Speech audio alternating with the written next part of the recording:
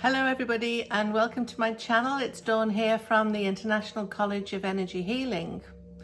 I thought I'd make a quick video about cleansing crystals because this is a question that I get asked so much from my clients, obviously from my students, but also from the customers that come into my shop, Hidden Gem in Langford on Vancouver Island. So I thought it would be good to create a little bit of a video to help you determine which is the best method for you. So in this video I am going to share several different ways in which you can cleanse crystals. I will tell you my particular favorites and why, and I'm also going to talk a little bit about the difference between cleansing a crystal and charging a crystal, because they are slightly different and sometimes they can get confused as well. Now, there are so many different ways that you can cleanse a crystal, and I may not cover them all. I may not cover your particular favorite. I might have a favorite that isn't your preferred method, and that's okay. You know, everybody doesn't have to do it the same way. So I'm going to share with you my particular methods and why I like those, but you get to choose what's right for you. So if it resonates, fantastic. If it doesn't, then, you know, find your truth in all of this. So let's talk about intention. Intention is a really important part of the cleansing process.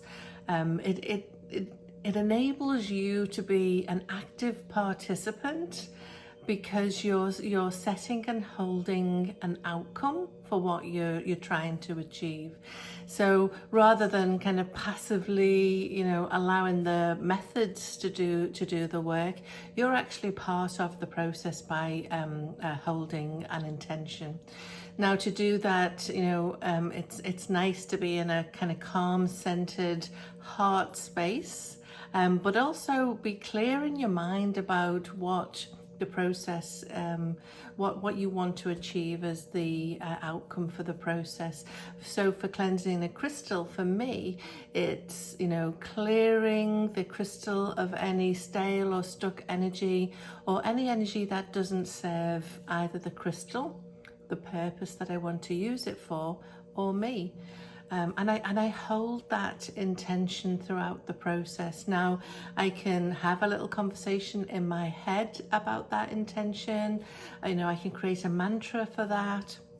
However you want to do that is absolutely fine, but I do think it's an important part of it. As I say, you're going to be active in the process. You're not just sitting there, you know, expecting the process to do something magical. You are part of the magic.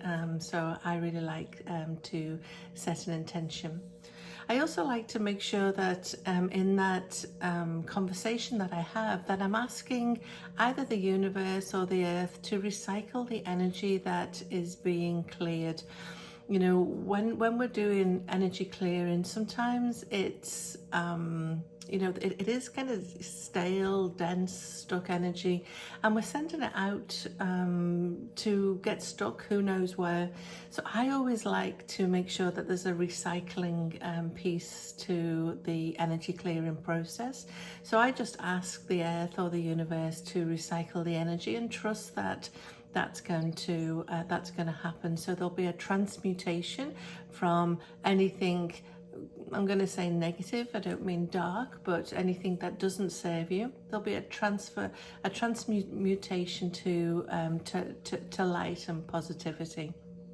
So two important pieces of the process that, you know, I'd like you to think about and to consider. So let's start with probably one of the main ways that people talk about, or you might read about, clearing energy from crystals, and that's using water. So for me, when we use water, it's got to be water that's flowing. There's got to be movement to it. So there's got to be a process of this continual kind of flow and movement. That's really, really important in the cleansing process using water. So an easy way to do that is just use the tap on your at your sink. It's flowing water. You can hold the crystal under the flowing stream of water, hold your intention whilst you're doing that, and when you intuitively feel the crystal has been cleansed, then you remove the crystal from the stream of water. Set it aside on the side to air dry, and then you're good to go. Your crystal has been cleansed. Other ways that you can use water, and for some of us, we might be lucky enough to live near a stream, or maybe a brook, or even a waterfall. Again, flowing water is really important in this. So I wouldn't necessarily cleanse a crystal in a pond or a lake, but having a river or a stream is a really great way to cleanse your crystals. Now, there are some precautions to take, and I have fallen foul of these, where I've put crystals in a free-flowing stream. I remember the first time I did that at Glastonbury at Chalice Well, cleansing my crystals in the running water there, and I just kind of popped them in and then sat down to meditate. And when I opened my eyes, my crystals had disappeared all the way down towards the end of the flowing stream, so I had to run and retrieve them. So I always put the crystals into a little gauze bag, so I can hold on to the end so they don't get swept away in the current. So that's something to to think about if you are using a natural water source. But it's beautiful, if you are lucky enough to have access to natural running water, using that is fantastic. So I would definitely be a proponent of that. And water is one of my favorite ways of cleansing crystals. I find it so easy, so accessible, and it's also working with one of the elements, so the element of water. So that's a beautiful combination as well. Now, I haven't talked about the ocean. That has lots of movement in it. It also has the benefit of salt as a part of the cleansing process as well. So, of course, you can dip your crystals into the waves, into the ocean, and allow the ocean to cleanse the energy of the crystals. So I think that's a fantastic solution as well. Again, always in a gauze bag, otherwise you are going to lose your crystals. The other thing that I haven't talked about when it comes to water is the crystals that really don't fare well in water. So they would be your very soft crystals. So selenite comes to mind, and it's one that we call it a thirsty crystal in that it will absorb lots of moisture. So running that under a tap or putting that into a river or a stream is not going to do it a lot of good. So avoid using water for crystals like selenite. And all of the in fact most of the books, or all of the good books certainly, about crystals will tell you what the hardness is, the Mohs hardness of the crystal, so you'll be able to find out whether it is something that you ought to be cleansing in water or not. The next method I'd like to talk about is sound, and that's where you use the sound vibration, the sound wave, to clear any of the stuck, stale energy out of the crystal. And there are lots of instruments that you can use, but my personal favorites are a singing bowl. So this is one of my singing bowls that I like to use. What's good about a singing bowl is that you can you can cleanse large numbers of crystals. So literally just by activating the bowl and allowing the sound wave to carry throughout as you kind of hovering it over the top. Or you can actually put some crystals inside the bowl as well and activate it. And I'll show you how I do that. One of the things when you do have crystals in is that if you actually make the singing bowl sing like this, and you have crystals in the bowl, what's going to happen is they're going to jiggle and jump around and make a bit of a harsh sound. So I always like to activate my bowl like this, and that will really just give a gentle sound wave into the crystals. But I'll show you what that's like with some crystals in a moment.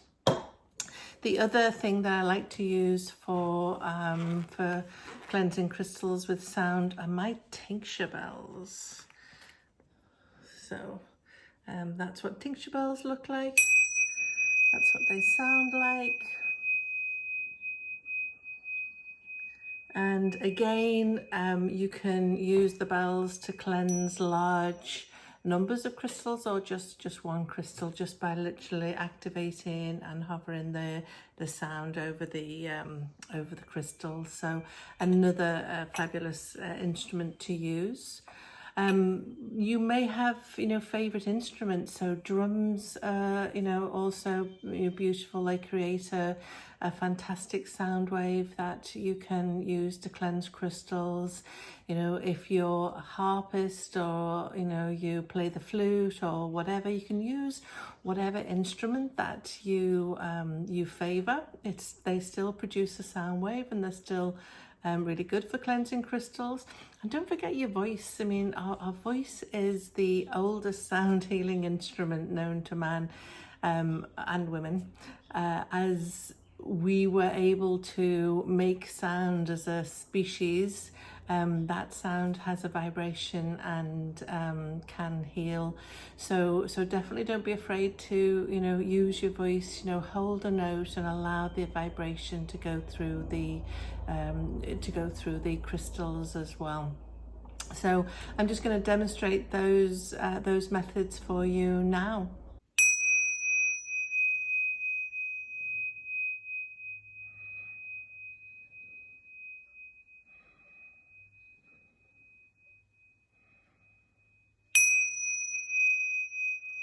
So as you can see here, I like to activate the bells 3 times. 3 is an important number for me.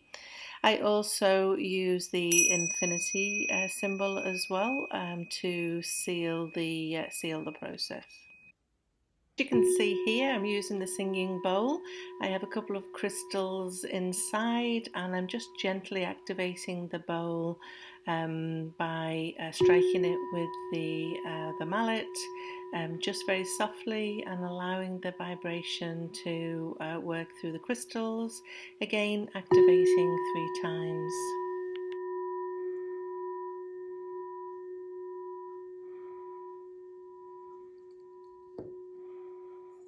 I'm now going to show you what it's like when you make the singing bowl sing by rubbing the outer edge of the singing bowl. Again, the 2 crystals are in there. You should be able to hear how they sound. It really isn't a pleasant sound, so I don't use this method of rubbing the outside once I have more than 1 crystal in the bowl.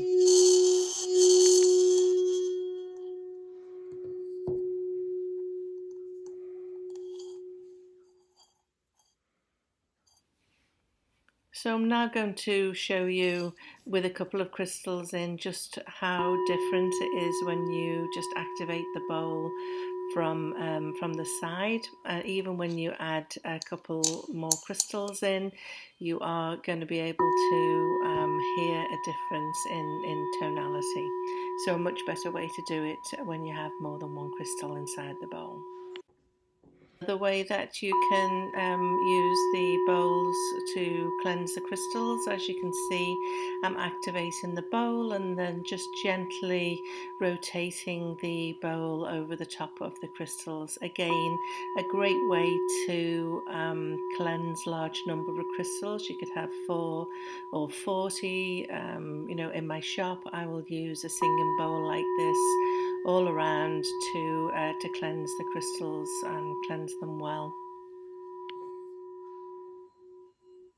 course, you can also, activate the bowl by making the bowl sing by rubbing around the outside as well, as another method to striking the sides, both equally as effective.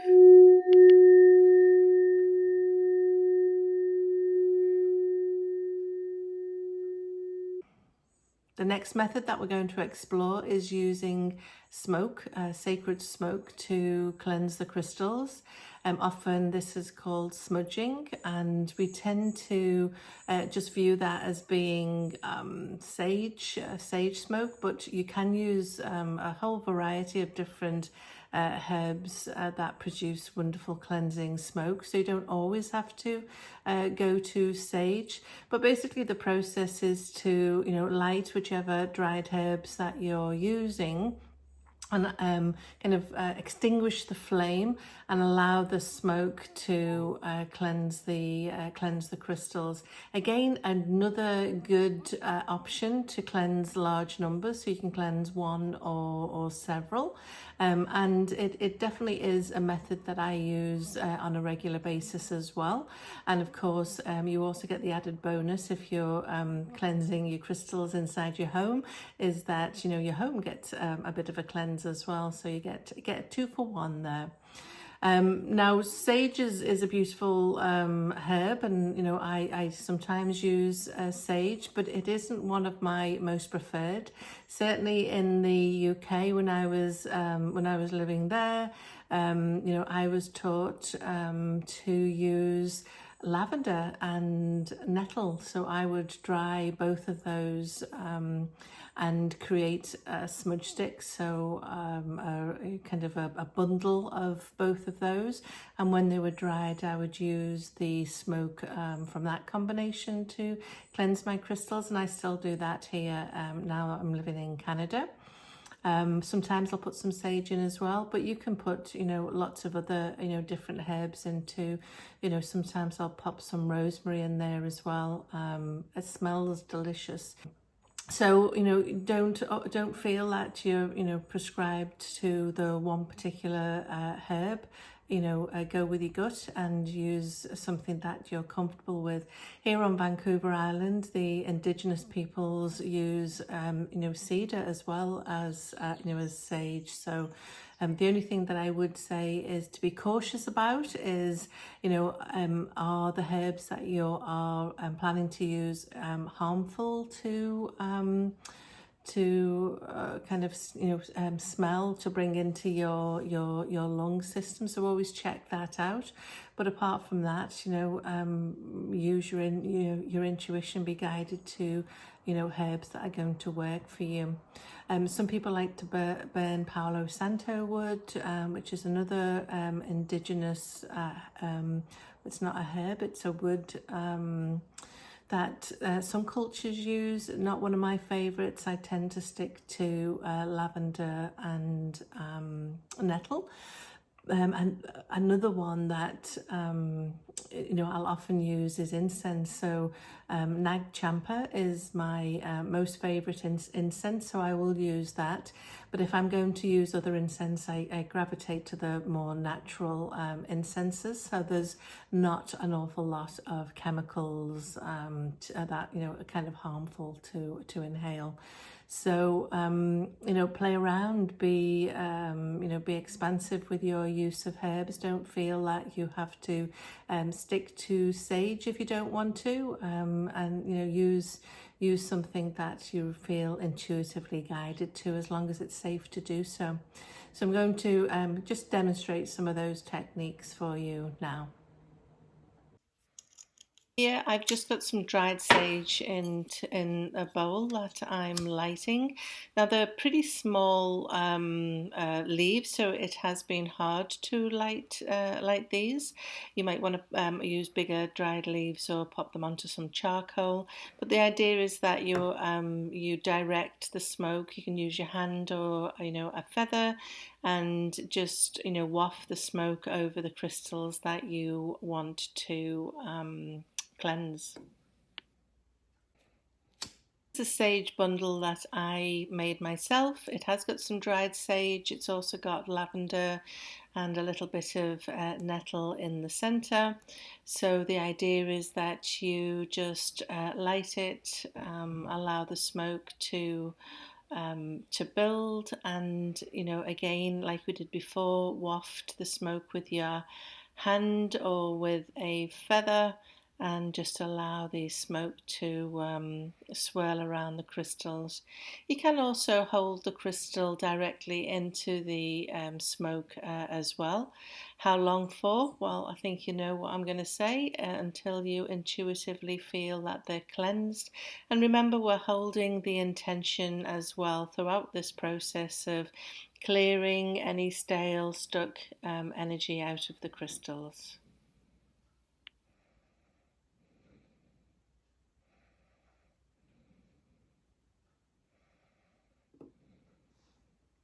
Let's talk about salt next. So salt is a very popular method for cleansing. And for me, I only tend to use it in certain circumstances, and I'll only use a particular type of salt. So definitely salt is the one that is recommended by lots of books and authors and on websites, and it is a great effective method. So if you're using salt and you love this way of cleansing your crystals, please feel free to continue. For me, I use it when there is a need to kind of deep cleanse. So I have a piece of Auralite, and one of the things that Auralite does really well is take spirit attachments from people. So when I've used the crystal to do this with a person, I will deep cleanse it, where I will submerge it in some salt water for a number of days. And that's really the only time that I will use salt. And the salt that I use is Himalayan salt. It is mined high altitude of the earth.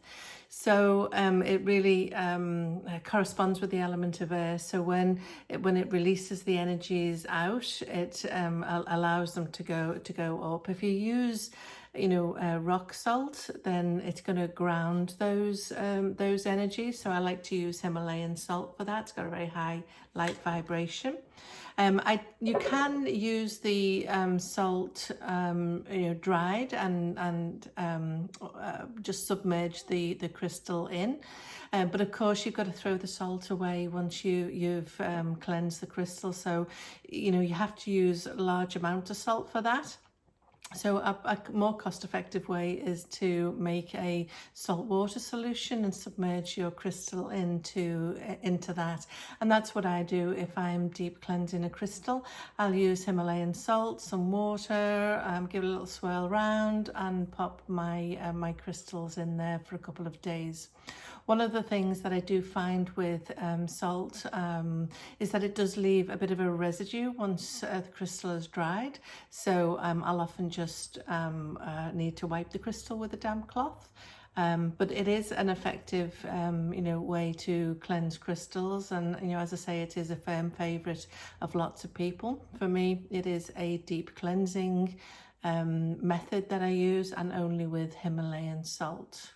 Another method that you can use, which is similar to salt, is rice. So some people like to pop the crystals into uncooked rice, a little bit like a cell phone when you drop it into the water, just allowing the rice to absorb the energy, and that makes an awful lot of sense.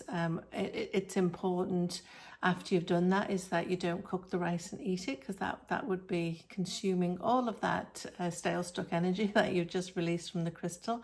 So you will have to find a way of safely dealing with the rice once it's completed its job. But again, another effective way to cleanse crystals. So fire is another method for cleansing crystals. Now, I'm not going to suggest that you pop your crystals into an open fire, that would not be good. But fire, again, another element, is really about, you know, transformation and transmutation. So a great method for cleansing crystals. What I personally do is I use candle flame for that. So I only ever work with beeswax. They smell lovely. So this is a votive size. This is probably a little bit big to use, because generally when you light the candle, you let the candle burn fully down. And that completes the cleansing process. So it would take a long time to burn that down, and of course with a candle flame you don't want to leave it unsupervised. So I tend to use the tea lights. And I surround the crystal with, or the crystals, again, another good method for cleansing larger numbers.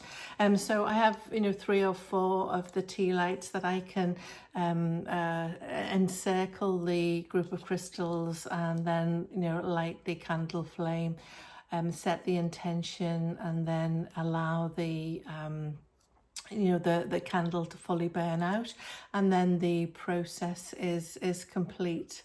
So again, another beautiful way of cleansing crystals, and you can even combine it with some, you know, some lovely candle rituals as well, which is, you know, often, you know, something that I will do too.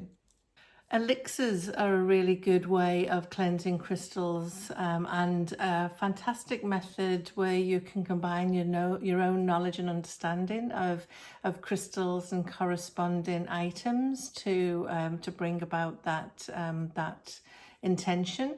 And of course, I love anything that you create yourself, because when you're creating your own elixirs, you put in, you know, your own, you know, intention and love and kind of spell into that. So it's a great way of creating something for yourself to cleanse crystals.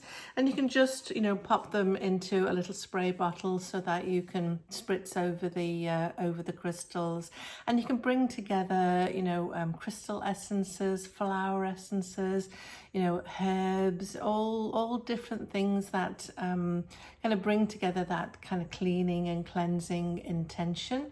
This is, it's called Petal Tone. It is a proprietary blend. I will link the information below. So if it's something you're interested in, you can purchase it. It's from a company in the UK, and this first came to my my attention. It was talked about by Judy Hall, author of the Crystal Bible and many other wonderful books as well.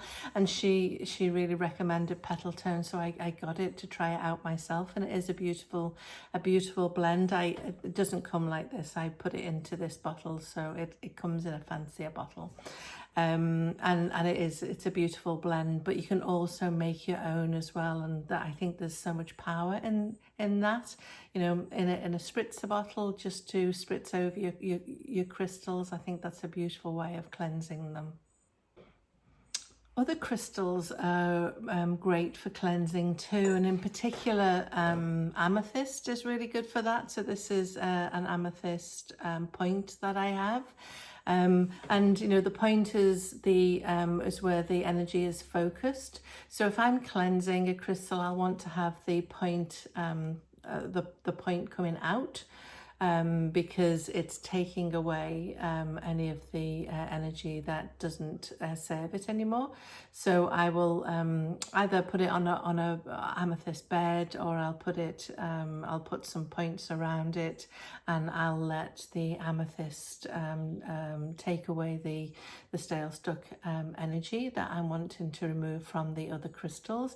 I can then also turn the point inwards to empower the crystal once the clearing is complete. So a nice process again for cleansing crystals. Another process, and again I call it kind of a deep cleansing process, is burying the crystal in the ground. And there are occasions when I have done this. What I've found is that there are some crystals that don't want me to do that, and there are other crystals that are quite happy and open to that. And so I have used it as a method, a deep cleansing method. It's almost like you're cocooning it back into Mother Earth for a couple of days. So I use it particularly if I've got a crystal that hasn't got a great deal of life left in it, because it just has been abused over time. So I'll sometimes bury those crystals, but be warned, because even though you mark where those crystals are buried, and this has happened to me on several occasions, the crystal has disappeared. So it's almost like it burrows back deeper, back down to Mama Earth, and is no more in your possession. And it's happened so many times where I've buried a crystal in the earth and it's just totally disappeared when I've gone back to it. Sad, but at least the crystal is where it wants to be. So if you're cautious about losing your most precious crystal, then I would think twice about burying. But if you do, make sure you mark the spot, because sometimes when you go back to it, you forget. You can also put it in like a clay pot, a bit like a plant pot, and bury it in there, and at least you can control the process a little bit more. I now want to talk about the difference between cleansing and charging, because some of the methods are the same, and will often get a kind of a little bit muddied or confused. So I just want to talk about, from my perspective, what I believe to be the difference, and then the methods that I use for charging. Again, you might have a different opinion, and that's okay. So for me, the cleansing process is about getting rid of, removing something that is not serving the crystal, where charging is about putting something in, adding something more high vibration to the crystal to help it to come back to its best self. So cleansing, taking out, charging, putting in. And the three methods of charging that I particularly enjoy using, the first one is the moon. So the full moon, it's at its most energetic self. So putting your crystals out to bask in the full moon is a great practice. The sun, again, another wonderful approach to charging. Morning sun is the best, so putting them out in morning sun for a couple of hours. The funny thing about crystals and the moon and the sun for charging is that some crystals will have a preference for one method over another. Quite obviously moonstone, that enjoys moon energy more than sun energy, and sunstone enjoys sun more than moon. So it's always good just to connect in with the crystal to see how it wants to be kind of recharged and what it wants to bask in. I think that's a good way to do it as well. It's that kind of partnership with the crystal as well that we're looking for. And then the third method is Reiki. So as a Reiki practitioner, just sitting and encapsulating the crystal in my hands and allowing Reiki to flow too is another charging method.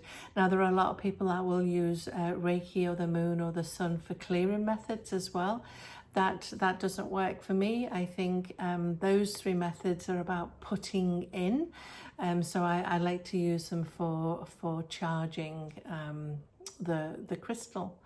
And once your crystal is fully cleansed, then I like to kind of reconnect with it a little bit, and kind of hold it to my heart, and have a little conversation about how much gratitude I have for the work that the crystal does for me, and just kind of solidify that partnership as well. There's some of the main methods for cleansing crystals. Again, there might be other ones that I've missed, and if I've missed your favorite, I'm sorry, but please comment below because I'd love to share in your practices as well. If you have a firm favorite, again, comment below.